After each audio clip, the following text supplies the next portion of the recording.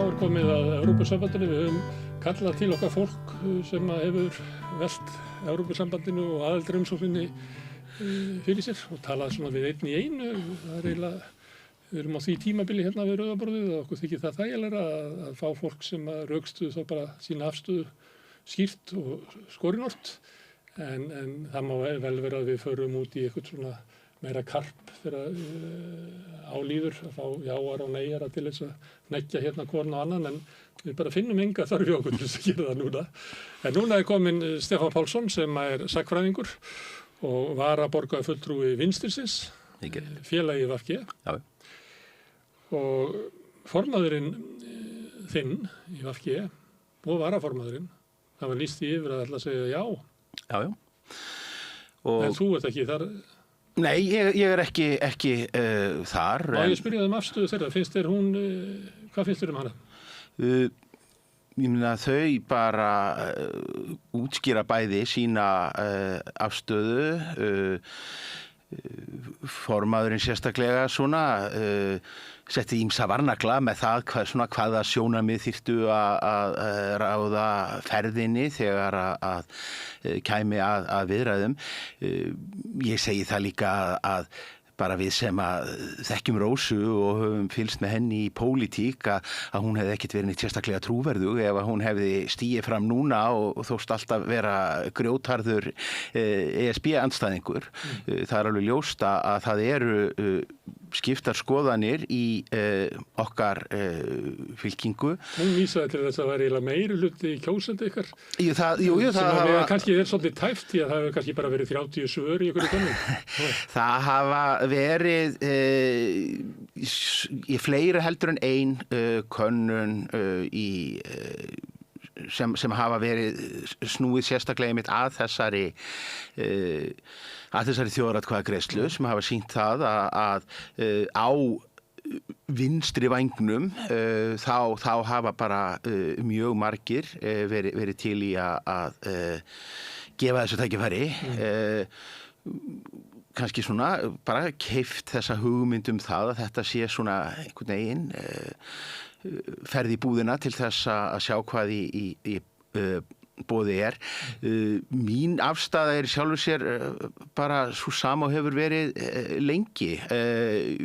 Ég hef bara talið að Ísland sé bara nokkuð vel statt í núverandi ástandi, að það sé ekki nein knýjandi þörf að fara inn í Evrópusambandið. Evrópusambandið heillar mig ekki bara sem vinstrimann og bara út frá svona ákveðnum lýðræðisprinsipum, en ég tek líka fram að ég á voðalega erfitt með að tengja við heimsendaspádómanna sem að við sjáum frá báðum hliðum. Ég held að það sé alveg ljósta að þó svo að svo kynni að fara að aðildarviðræður yrðu samþykktar hér í lokum mánaðarins og svo ólíklega vildi til að það tækist að landa einhverjum samningi sem væri hægt að fá samþykktan af þjóðinni, að þá mun hvorki drjúpa hér smjör á hverju strái né allt fara fjandans til.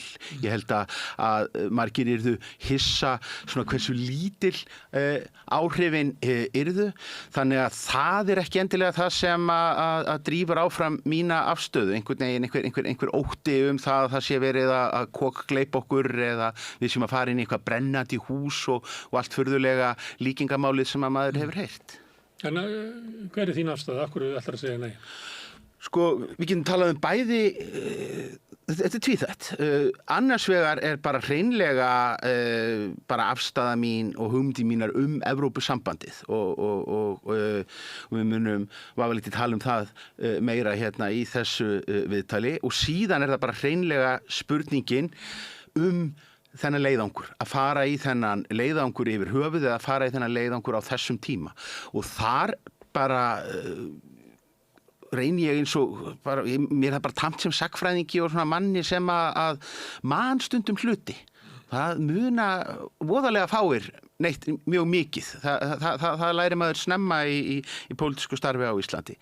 Að ég man bara mjög vel eftir því þegar við fórum síðast í þennan leiðangur fyrir 15 árum síðan hjá vinstri stjórninni.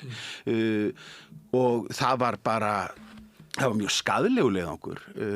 Eftir hrun fengum við svona klárustu umskipti sem höfðu verið milli stjórnar og stjórnarandstöðu í Íslandssögunni.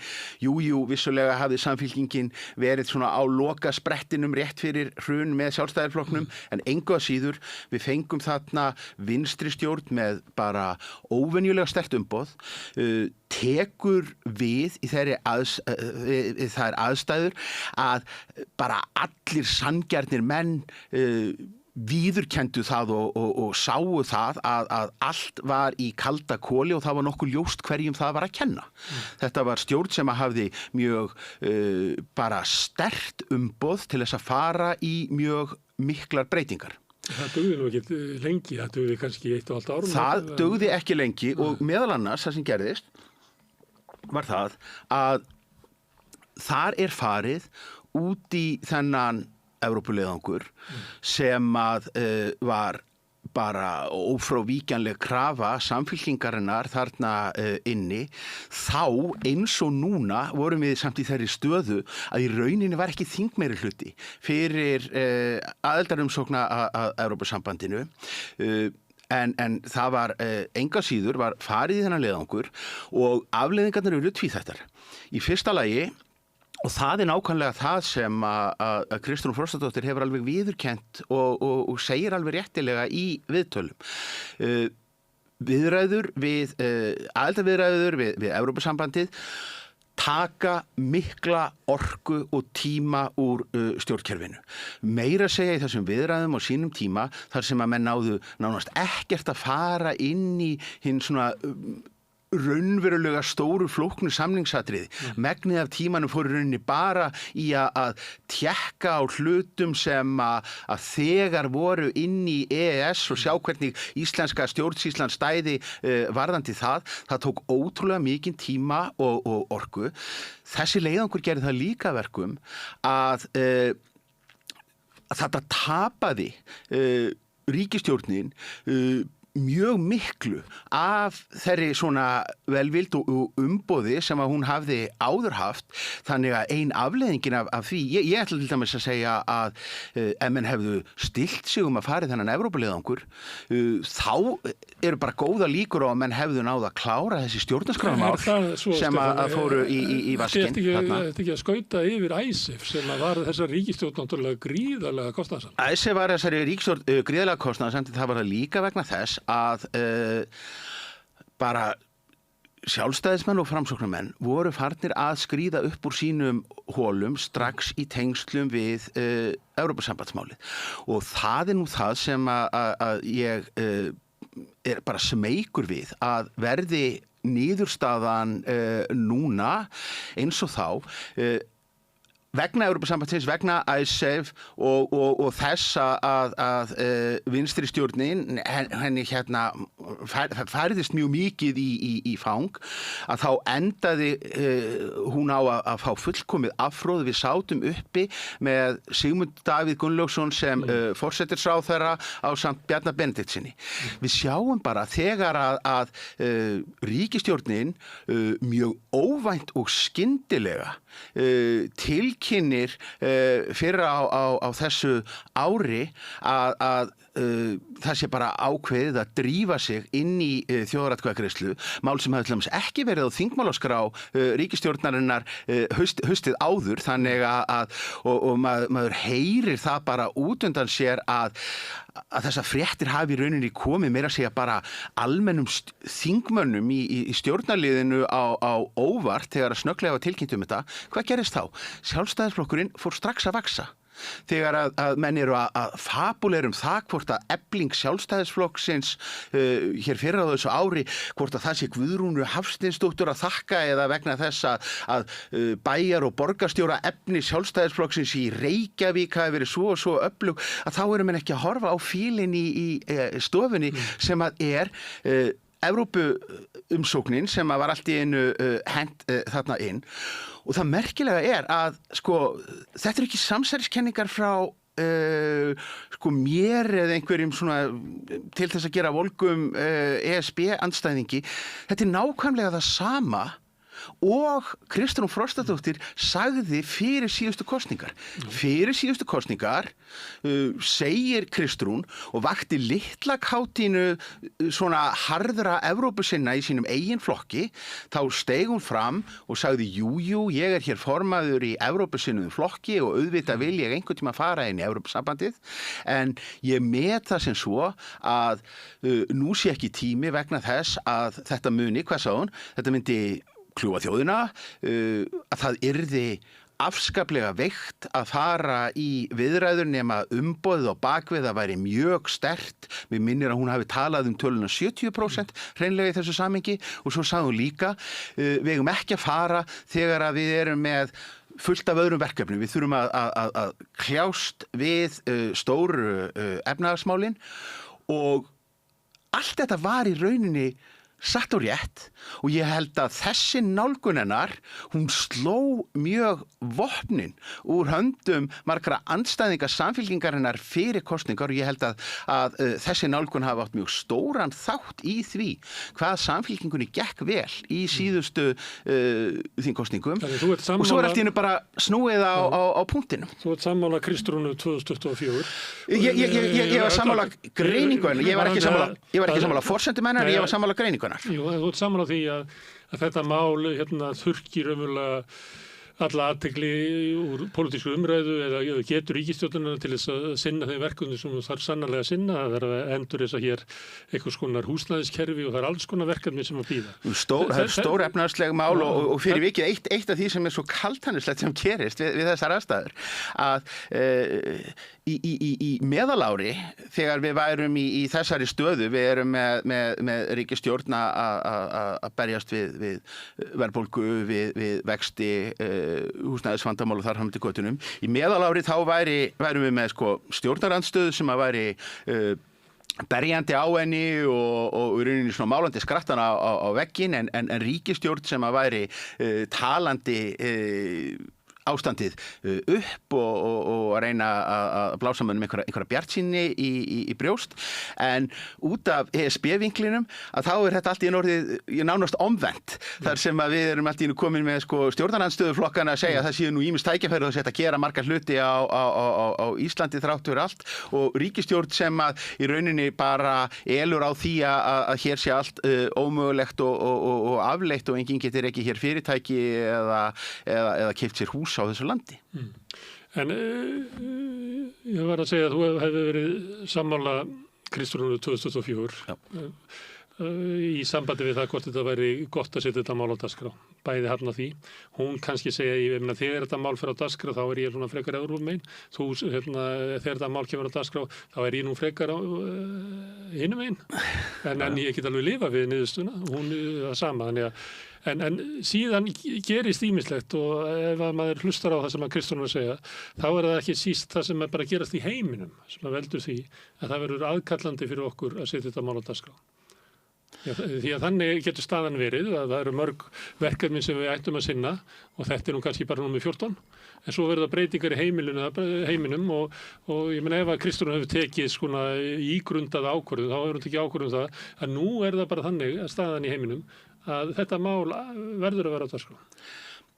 Já, maður hefur séð fréttaskýringar erlendar þar sem að má nú eiginlega ljóst vera að haft eftir íslenskum stjórnmálamönnum og ráðherrum þar sem að það sem er nú bara beinlínis talað eins og að þetta sé bara einhver svona skyndihugd þetta sem hafi komið upp í kjölfar þess að Donald Trump fór að lýsa yfir áhuga á að eignast Grænland sem er nú tímalína sem að gengur ekki upp vegna þess. Sem er samt þannig að öryggissjónarmiðin, öryggisstefnu, það komst á dagskrá sem að hafði ekkert verið fyrir 5 árum, það var ekki að tala um öryggismál. En enga síður þá var þetta náttúrulega komið inn í stjórnarsáttmála áður heldur en að Grænlands ævintýrið fór allt saman í gang og svona félaga mín í og vinn mínir í Viðreisn eiga nú svona samt í sko mestum vandræðum með þessa orðræðu sko, vegna þess að þá þarf svona öðrum þræði að tala um það að ógnin úr vestri sé einhver kveikja og drifkraftur, en leið þarf alltaf að halda því til haga að varnarsamningurum við Bandaríkin sé það sko fullkomnasta plagg sem að til sé og þetta séu okkar bestu og mikilvægustu og dýrmætustu bandamenn. Þannig ég gef nú svo sem ekki mikið fyrir það, en eins og ég segi, það sem að ég verið að rekja svona núna eru kannski einmitt þessar áhyggjur af þessu ferli.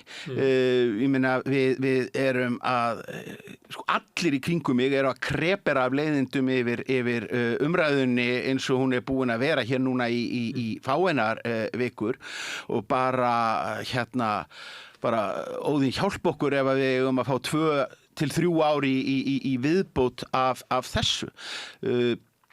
Ég fyrst og fremst smeykur það að þetta muni og það segi ég bara út frá sko bara pólitískum hagsmunum sko, að þetta mun efla hægrið, þetta mun riðla vinstrinu, sérstaklega róttæka vinstrinu, þetta mun gera erfiðara fyrir með alla svona umsköpun á flokkaminstrinu, á vinstrivægnum, ef að við förum inn í næstu kosningar með hálfkaraðar ESB-umræður, ríkisstjórn sem jafnvel búin að knýja í gegn sko stjórnarskrárbreytingar sem náttúrulega eina forsendunum fyrir ESB-inngöngu, og mér finnst bara algjörlega óþarf að skemmta skrattanum að tilefnislausu.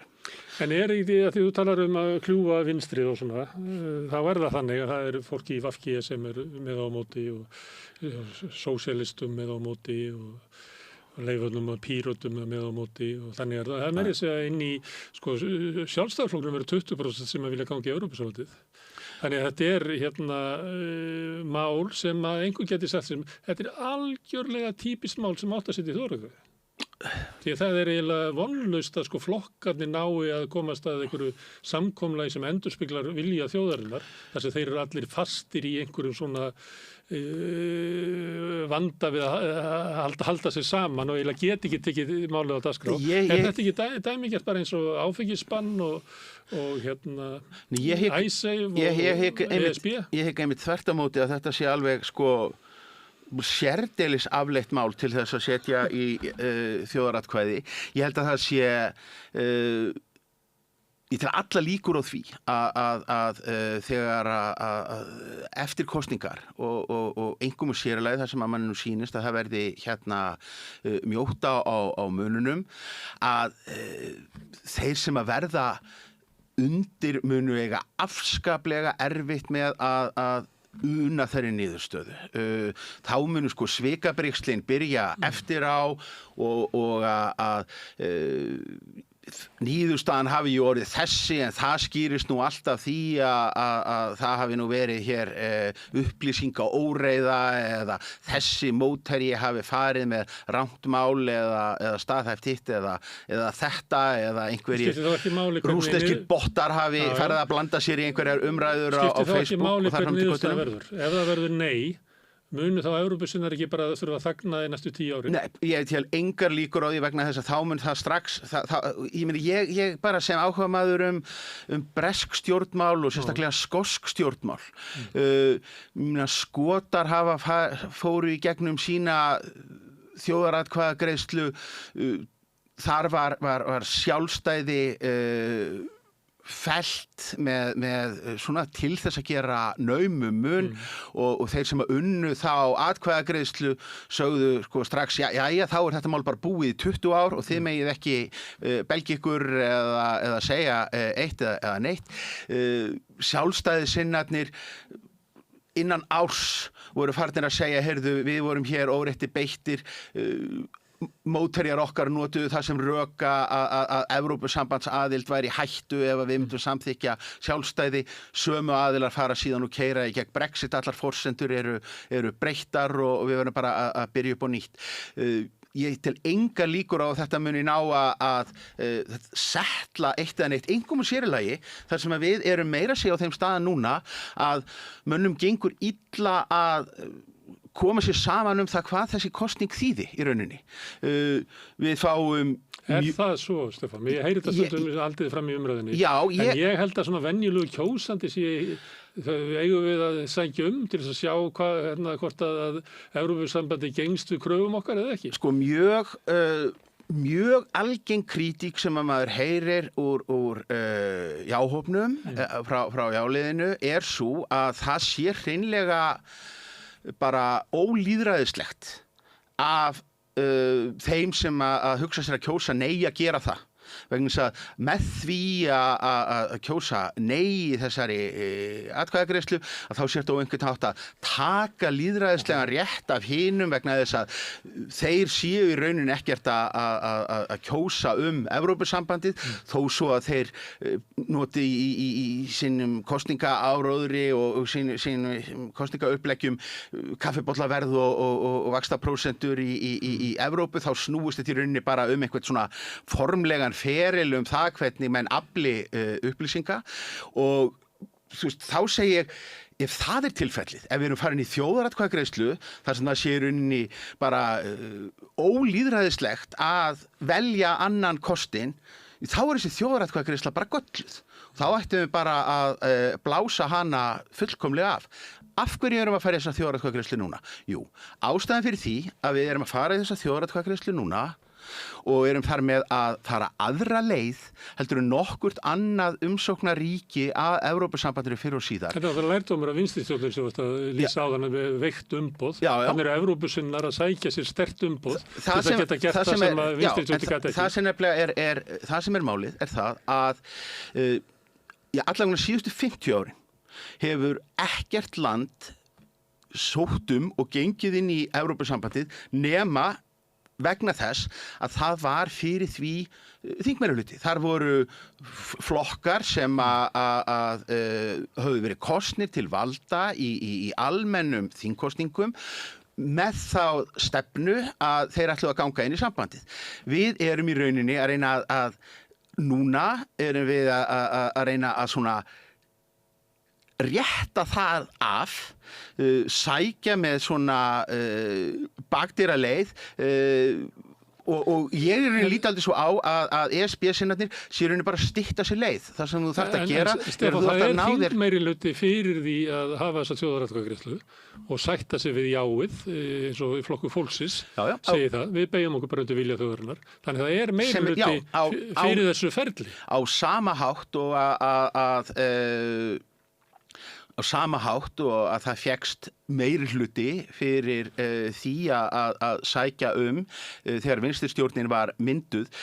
Það var þó á kostnað þess að meðal annars velflestir þingmenn vinstri grænna kusu þar með þrátt fyrir að hafa með mjög skýrum hætti talað öðruvísi fyrir kosningar. Samstarfsflokkurinn bara setti stólinn fyrir dyrnar og gjald sem að bara VG greiddi fyrir þá stjórnarþátttöku var það að bara ganga mjög berlega gegn sinni stefnu og gegn sínum kosningaloforðum sem að skaðaði ferlið í heildina vegna þess að þar með varstu komin með umsókn sem að ekki byggði á heilindum.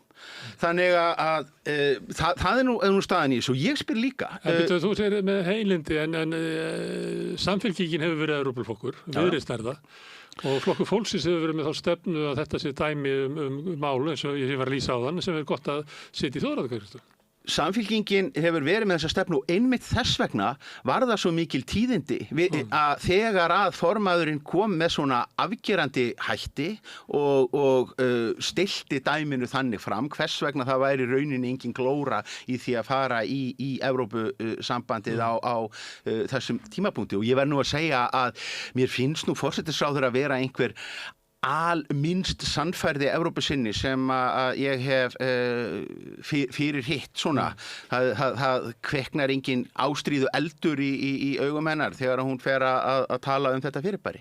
En svo spyr ég... Ætlar hún að hlusta, frekar fyrir að tala? Já, ætlar víst að hlusta, en svo spyr ég líka þegar sem ég segi þessu óháð öðru. Treysti ég þessari ríkisstjórn til þess að semja við Evrópusambandið? Það ger ég bara ekki. Það bara þannig í lýðræðislu samfélag. Þú kaust engan aðeins úr flokkum. Nei. Þú situr uppi með þetta. Nei, og verður bara að sætta þig við að reyna að breyta það í næstu kosningum. Og svo er ég hreinlega beðinn það hvort að ég eigi að gefa þeim einhverja traustsyfirlýsingu og ég er bara ekki til í að gera það. Þú segir nei. Ég segi nei. Þannig það er ekki bara þetta sé á vitlausum tíma, heldur þetta líka vitlaust fólk sem að myndi reka aðildar umsóknina.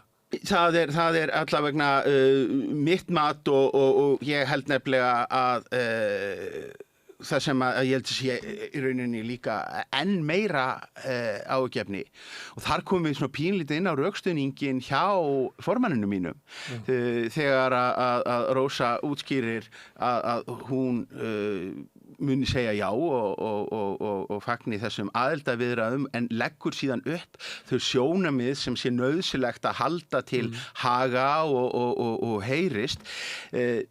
Það er hins vegar bara, það er ekki góður tími að gera það þegar að við erum með Alþingi eiginlega bara í fyrsta sinn með engan róttakan vinstriflokk inni á þingi. Þetta eru mögulega verstu mögulegu kringumstæður til þess að semja ef að við höfum þessa nálgun þegar við höfum enga sósíalista, vinstri sósíalista setjandi á þingi. Hvaða mál eru það sem að vinstri sósíalistar ættu að vakta í aðildarviðræðum? Ég meina það sem að við sjáum að sko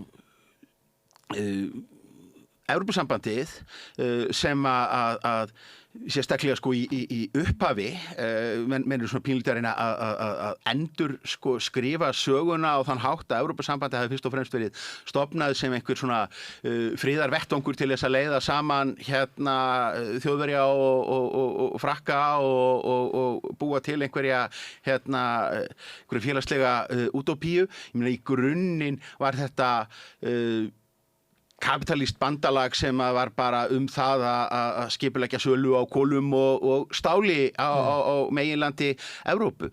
Þetta er bandalag sem ég meina hefur í grunninn, þetta er svona kristileg demokratía draumsýndaldið. Reyndar í Lissabonsáttmálanum var búið til þetta hugtak að þetta væri sem sagt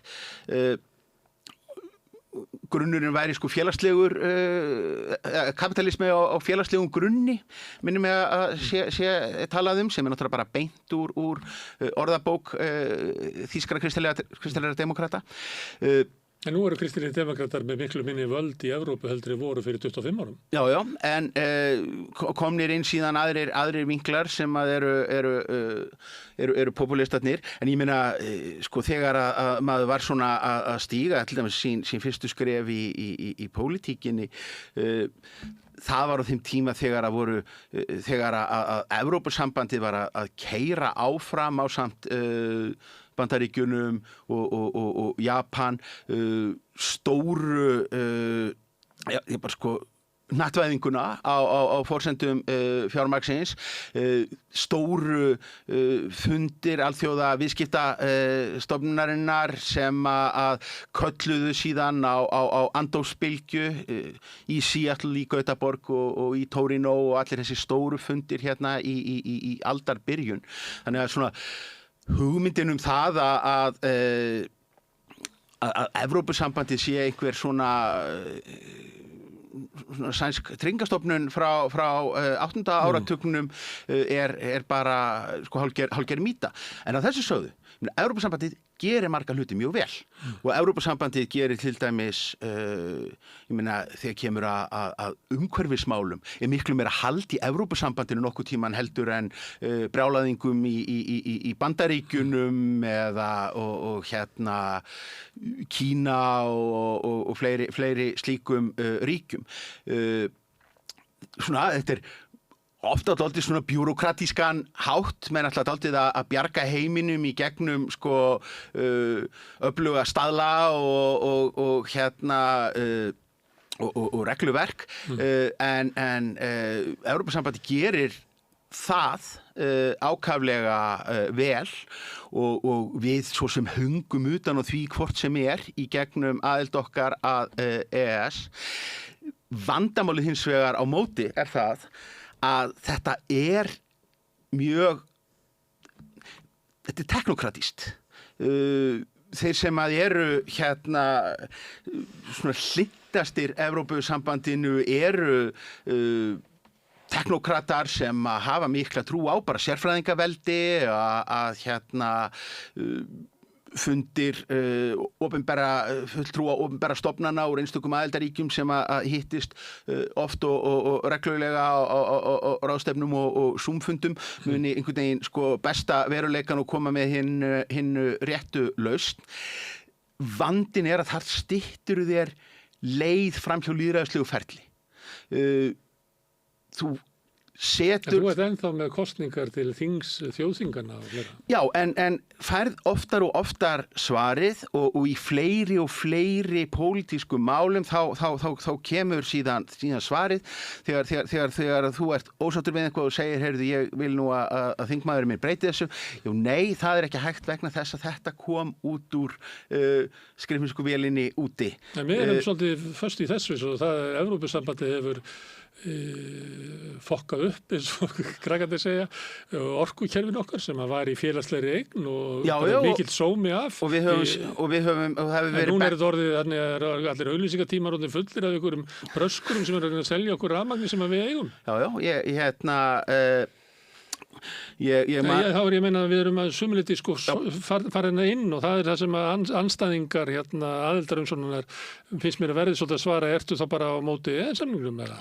Nei, ég held líka að við séum að lýsa vandamáli sem að þetta snýr ekki bara að okkur. Ég meina þetta innan megin í Evrópusambandinu sjálfu og það sem að og náttúrulega kannski fyrst og fremst hefur við reynst vatna á millu popúlísku aflana vegna þess einmitt að fólki finnst slæmt að fá svarið bara það var einhver ofurtölva í útlöndum sem komst að þessari niðurstöðu. Það ekki hægt að hræra í þessu vegna þess að þetta flókið samkomulag og hérna komu 40 aðilar að og hérna þú verður bara að lifa við þetta.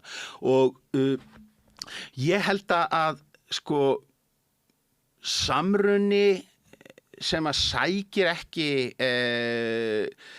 sækir ekki lýðræðislegt umboð sitt til fólksins, hann mun alltaf falla að lokum og þannig að það finnst mér nú vera svona veiki punkturinn í þessu stóra Evrópuverkefni öllu saman.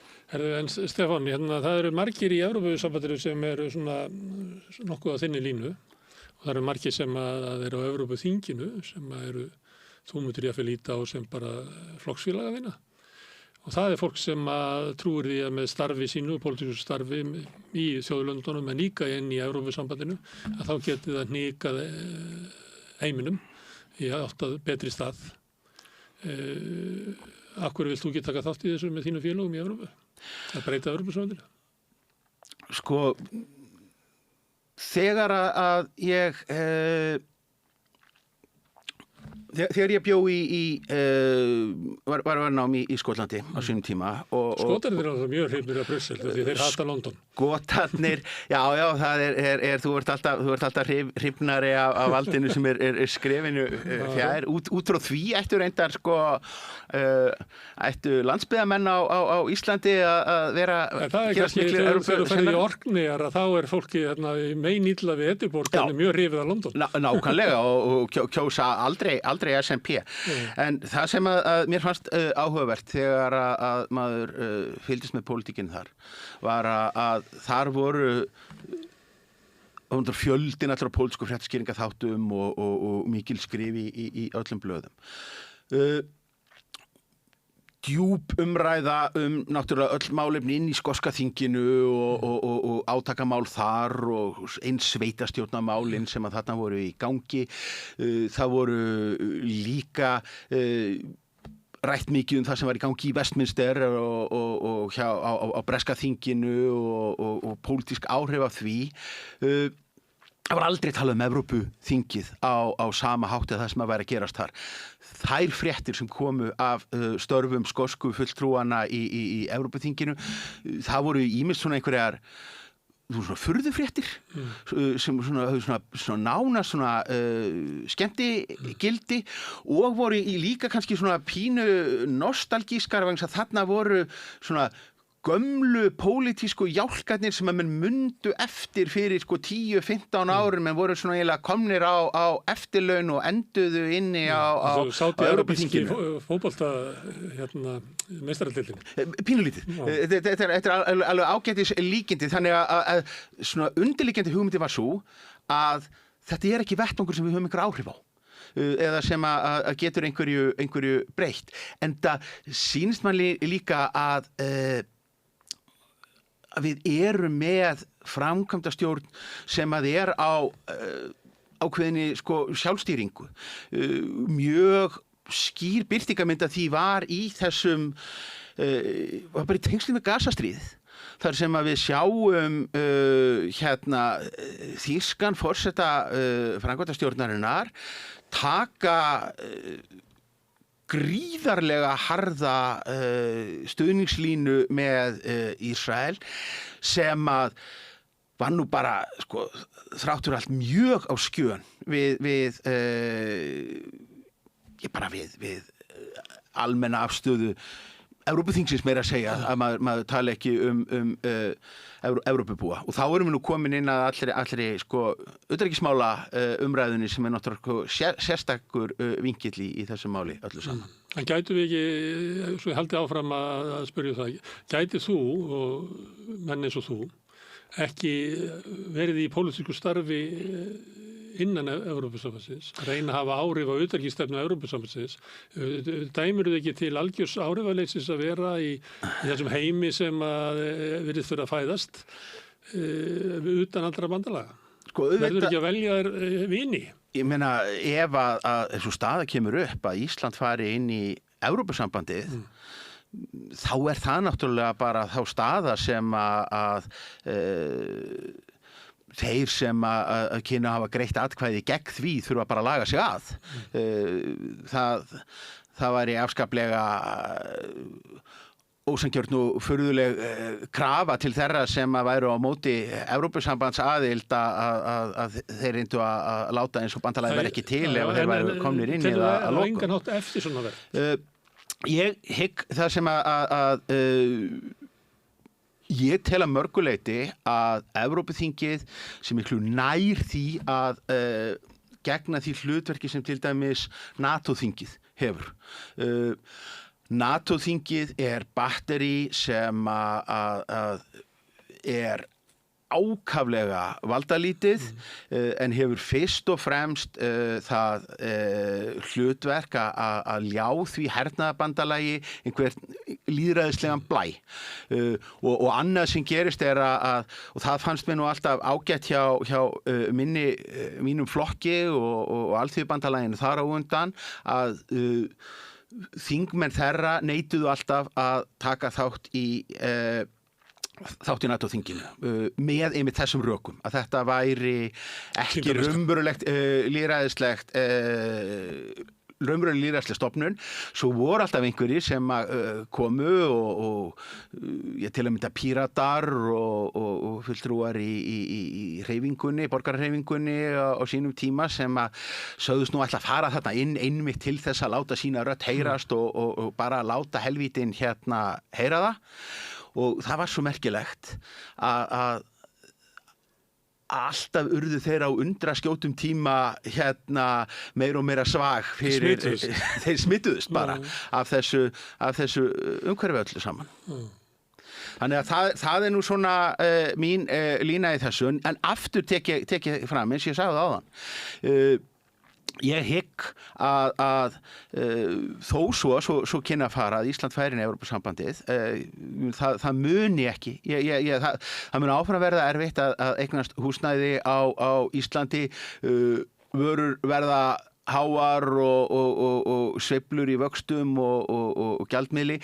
Það fer heldur ekkert allt til fjandans. Það verða ekkert einhverjir evrópskir kommissarar sem munu koma og skipa okkur fyrir verkum. Umræðan náttúrulega þetta, ef við ekki að fá sæti við borðið, á það ber að líta nú þegar inn í EES, þá höfum við ýmsa kanala til þess að hafa áhrif á ákvarðanir, en við erum ekki að nýta það, og hvers vegna ekki? Jú, vegna þess að við höfum ekki treyst okkur til þess að vera með nógu burðuga og öfluga og fjölmenna utanríkisþjónustu. Það held ég að mun ekkert breytast hvort að við erum fyrir innan eða utan. Síðast, bara fyrst og síðast, við getum gert fullt af breytingum á okkar samfélagi, en við þurfum að gera það sjálf. Herðu, þú ert stjórnmálaskýrandi líka, þú stundaði við það í áratugi. Þú varst áðan með eina stjórnmálaskýringu að sama hver úrslitin verður að Evrópumálin mun ekki þagna. Það mun verða fyrirferða mikið í íslensku stjórnmálum og vera fyrir þeirri umræðu sem við ættum frekar að vera með í gangi til þess að lagfæra það sem aflaga hefur farið í íslensku samfélagi. Þannig að þú spáði því. Ég spáði því og ég sé það í rauninni. Þegar að við erum með umræðu þessa dagana sem gengur öll út af það að vandamál okkar verði best leyst með einhverjum gjaldmiðli sem hugsanlega kannski verði möguleiki að verði komin eftir 5 ár eða 6 ár eða hvað það í landinu handan fjarskans, og meðan þá það bara látið fullkomlega slæta að það séu bara þessi hálfur mánuður í það að bara allir samningar á vinnumarkaði losni, öll verðbólgu markmið kolfallin, meiri líkur en minni á vaxtahækkun, og við erum með forsætisráðherra sem svarar á þann hátt að aðila vinnumarkaðarins megi alveg hennar vegna bara koma með tillögur að því hvernig ríkisstjórnin geti leyst þetta mál ef að þeir hunskist þá til þess að fjármagnaðir í leiðinni sjálfur.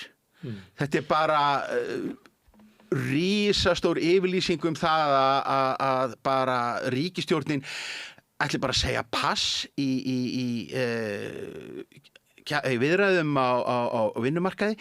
Undir öllum eðlilegum kringumstæðum væri allt brjálað út af þessu. Við værum ekki að tala um neitt annað en vissulega höfum við haft einhvern sólmyrkva til þess að brjóta heilanum, en síðan erum við bara föst í þrasi það hvort að réttur aðili hafi bókað sal fyrir málfund út í bæ eða hvort að einhver maður á netinu hafi náð að kaupa sér íbúð í Kaupmannahöfn eða á Ítalíu með þessum eða hinum kjörum. En varðandi ríkisstjórnin og kjarasamningana, þá það líklega þannig að þetta er það sem ríkisstjórnin segi alltaf í aðdragandanum. Alltaf þegar verið að semja að aðilar vinnumarkaðs verið að sjá þetta, það ekki til okkar að sækja. En svo á endanum þá náttúrulega gangast við inn í það þegar eru komnar einhverja svona mótaður kröfur hvað hægt að gera. Því þú mátt ekki lofa neinu fyrirfram, því þá hefur rétt í litla butta, þá tekir það þér hendin. Þannig að mér finnst eins og alla ríkisstjórnir hafi verið eiginlega með þessa ræðu. Alveg skiptir engum máli hver í stjórnarráðinu. Þetta samt svo kómískt að sömu dagana og sólarhringana og við fáum sko umræðuna það að öll ófjármögnuð inngrip ríkisins í að stuðla því að tryggja öryggi á vinnumarkaði og bara að samfélagi geti haldið áfram að fungera, það sé bara ábyrgðarlaust og glórulaust og kom ekki til greina, en sömu stjórnmálamenn eru á sama tíma að tala að það ekkert mál að borga 50 milljarða á ári til Evrópusambandsins vegna þess að við myndum líklega að fá slatta tilbaka og svo yrðu veltuáhrifin og afleitu afleiðingarnar af þessu og sama fólk jafnvel sko mætir á hálfsársfresti á NATO-fundi og kvittar undir sko viljayfirlýsingar álíka brjálæði í einhverja vígvila hítar. Já. Herðu, en stjórnmálaskýrandinn, hvernig heldur að kosningarnar fari? Það svona snemma á öldinni þá sagði ég við samfylkingafólk sem vildi endilega gangi í Evrópusambandið að ég sagði, það mun aldrei gerast hjá okkur. Vegna þess að öll íslensk stjórnmálaumræða fer fram á heimavelli þjóðernishyggjunnar og þegar þið laupið á völlin í bláu búningunum með stjörnundaranna að þið munu aldrei geta unnið á þessum velli. Það svona eitt sjónarmið sem ég held að ég alveg jafnt við í dag og átti við þá. En hins vegar held ég að Evrópusinnarnir, eða þeir sem að vilja gangi í Evrópusambandið, þeir horfa svo á að tækifærið okkar til að komast þarna inn þegar vextir eru hér háir, þegar svona efnahagskreppa yfirvofandi, að fólk kjósi já til að losna undan skuldabyrðinni eða vaxtabyrðinni sem með. Þetta vegur svolítið saman og ég verð að segja það að mér finnst mjög gaman að spá úrslit kosninga og hefur alltaf gert það við rauðaborðið og oft haft rétt fyrir mér. Ég bara treysti mér á engan hátt til þess að spá fyrir þetta, en gerir þú það? Nei, eitt sem að flækir máli líka enn frekar og ég var gagnrýnin á það og mér fannst það hreinlega bara dálítið ólýðræðislegt með jafn stórt mál að setja niður þjóðaratkvæðagreiðslu í sumarlok vegna þess að við sjáum það að það bara þá núna á þessum allra síðustu dögum sem að bara fjölmiðlar eru að vakna til lífsins að það byrjar einhver umræða. Það var mikil umræða. Mér fannst það eiginlega furðulega mikil umræða. Samfélagsmiðla þras og kliður en síðan hefur þetta vissulega elst núna en eitt af því sem gerist þeim út af því að þetta hefur gerst að sumarlagi það að við vitum það að skoðanakannanir á sumrinu eru sérlega ómarktækar. Það alveg afleitt svörun í því og Þú ert ekki að taka mark á neinu fyrir svona eftir 17. ágúst. Já, þannig að það gerir þetta dálítið erfitt. Ég meina við fengum daginn mælingu frá Maskinus til dæmis sem að sýndi jáið með svona þokkalegt forskot en sama könnun sýndi líka að mestur stuðningur einstaks aldurshóps var við jáið var hjá elsta hópnum sem að ég held að bara mjög fáir sem að taki þátt í þjóðfélagsumræðu á Íslandi eða fylgist með hafi verið til í að skrifa upp á. Það var bara skrítin könnun að þessu leyti. Það gerir þetta ekki auðveldara. Kosningaþáttakan ég veit ekki hvers við getum vænst Ég myndi fyrirfram fram að neyjararnir verður líklegri til þess að rjúka kjörstað. Það væri meira undið í þeirra huga. Ég held að sko neyjararnir eru fjölmennari heldur en jáararnir. En það er líklega að þeir sem eru á milli það er líklega að það neyjist þér já. Með að út af svona, ég hef ekki bara að sjá til að því að næstu þess að segja kannski. Sko. Já, og svo er annað sem gerist í þessu er að eins og kannanir þar hafa verið presenteraði fyrir okkur, að þá er það rauninni með alveg lygilega fáum óákveðnum. Það er kannski bara Já, enda er þetta netkannanir, þannig að það er bara þeir sem að vilja svara sem svara og það er lítill hvati á þér til þess að segja ég veit ekki. Já, þá lítur auðarlega út og svo er annað sem er í þessu að flestar þessar kannanir eru síðan niður brotnar yfir í að þú sért mjög ákveðinn eða frekar ákveðinn og þar fram eftir götunum en þessir liðir eru síðan saminaðir bara sem já og nei. Þannig að maður myndi vilja sjá uppbrotið á því hversu hátt hlutfall já og nei megin eru bara mjög einarðir í sinni afstöðu. En ég held að það sé allavega vegna óhætt að slá því föstu að það verður mjótt á mununum, það verður væntanlega töluverð gjá milli landsbyggðarinnar og höfuðborgarsvæðisins. Sem hefur ekki verið neitt íkja mikil í konunum sem hafa verið.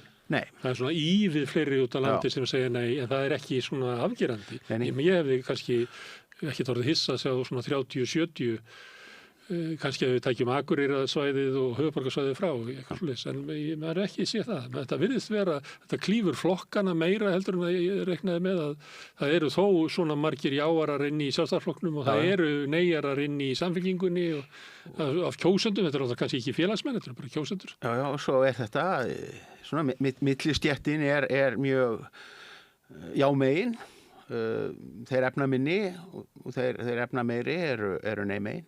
Já. Þannig að millistéttin farin að hversu mikið millistéttin farin að gefa eftir, maður spyr sig. Já. Það verður gaman að sjá hvatan til þess að mæta á kjörstað. En það líka sem að ég held að ég eftir að koma þegar við erum að tala sumarið og þetta kannski að fara í gang núna, þá held ég að verði þá eftir að koma fram sveiflan sem að mun ráða úrslitum. Eins og oft í könnunum, við sáum þetta í forsetakosningunum síðast, hvað svona sein sveifla hefur mikil afgerandi áhrif. Já. Ég held að við líka séð þetta í þingkosningun 24, þar sem að til þessi upphafi kosningabaráttuna var miðflokkur til þess með miklu meira fylgi heldur hann fekk upp úr kossunum. Þannig að það ásóldi eftir að þetta millifólk, það að fara að hugsa þetta núna. Og það hefur ekkert komið fram hvernig þeir munu sveiflast. Trendi mun skipta máli en það eina sem ég alveg fullvissum, það að það sem mun ekki ráða úrslitum í þessum kosningum meintar, hnittnar, gervigreindar, teiknaðar skopmyndir sem að fólk að dreifa á internetinu og telur sig vera að vinna málstæðinum óurlegt gagn í hvora áttina sem er. Það sé alveg rétt þar. Þetta við tekið við af svona ferskellunni í pólitík. Nákvæmlega, og svo reyndar nú eitt í þessu að mér skil að kosningastjórarnir beggja vegna séu farnir að reyna að stoppa sitt fólk vegna þess að lélegt gervigreindardót strýkur yngsta hópnum alveg gjörsamlega þveröfugt. Þetta er að versta sem að þau sjá, þannig að kosningastjórarnir eru farnir að hafa áhyggjur af að þetta geti hreinlega verið bara bjúverpill. Það er þeir sem að reka baráttuna, finnst mér vera að tala inn í sinn hóp fyrst og fremst. Nema þeir séu með þá ótrúlegu delluhugmynd að þeir geti snúið þeim sem eru algjörlega öndverðar skoðunar. Já. Mér finnst að báðar hreyfingarnar mætti nú fara að ræða inn í hópin sem að, þú veist, það er rétt. Já. Og sennilega ef menn hafa líka þá hugmynd að kosningabarátta verði best rekin með því að virkja fólk á samfélagsmiðlum, að þá ertu í rauninni að gulltryggja það að allir fótgönguliðarnir séu bara að tala í sinn eigin hóp. Og þú munt algjörlega misskilja möguleika þína á sigri. Eins og maður heyrir svo sem fólk segja. Maður segir bara, ég hef bara ekki hitt neitt sem allar að segja nei. Ég hef ekki hitt neitt sem allar að segja já. Þetta er fólk sem í bara alvarlegri stöðu í nútíma samfélagi, bara aflokað inn í einhverjum. Nei, það ætti bara það ætti að fara að mæta á fundi á hinum. Bara til að halda sönsum. Og bara fólk í sömu kjarnafjölskyldu í sittkorri samfélagsmiðla búblunni bara því að þau eru að því fólk eru af sittkorum aldrinum. Já. Eitt í lokin sem að Guðrún Hafsteinsdóttir sagði að þetta væri að þú svolítið talaði að þetta kljúfi þjóðina og taki fókusinn. Hún talaði svolítið sem að var eins og hljómaði eins og ómur af lýsingu og bandarískum stjórnmálum að svona fjölskyldur væri að klofna. Upplifur þú að hitinn sé það mikill að? Nei, Það ger ég nú ekki sérstaklega, en